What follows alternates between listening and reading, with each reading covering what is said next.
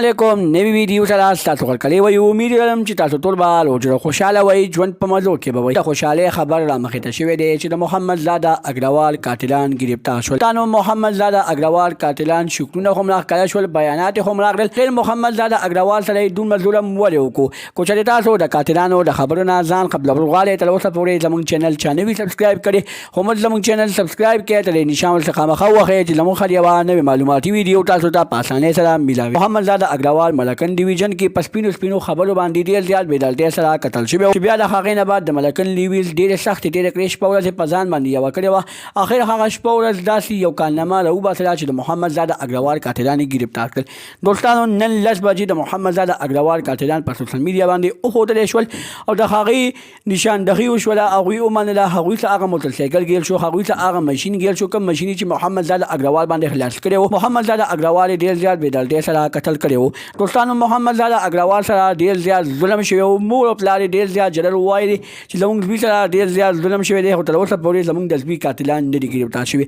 اخر د ملکن لیویس کې غیرت راغو او هغه قاتلان یې ونیول او سوشل میډیا ته یې راښکاره کړل قاتلان وایي زموږ نه ډېر زیات ظلم شوی دی زموږ زیات انتهایي ګناه شوې ده چې موږ یو داسې کس قتل کوو چې هغه زموږ د بچو لپاره سوچ کولو د مستقبل د پاکستان د مستقبل لپاره یې سوچ کولو د پاکستان نه ګندګي ختموله خو زموږ د لاسو نه هغه ګندګي ختمه نه شوله او زموږ د لاسو نه هغه کس ختم شو کوم کس چې د پاکستان نه ګندګي خرڅوله الله دې وکړي چې محمد زاده اګروال ته الله تعالی جنت الفردوس نصیب کړي الله یې مغفرت وکړي او الله دې د قاتلانو ته ښه بدترینه سزا ورکړي د نورو معلوماتي ویډیوګانو لپاره زموږ چینل سبسکرایب کړئ تر نشان څخه مخه وښیئ چې زموږ هر یوه نوې معلوماتي ویډیو تاسو ته په اسانۍ سره میلاویږي والسلام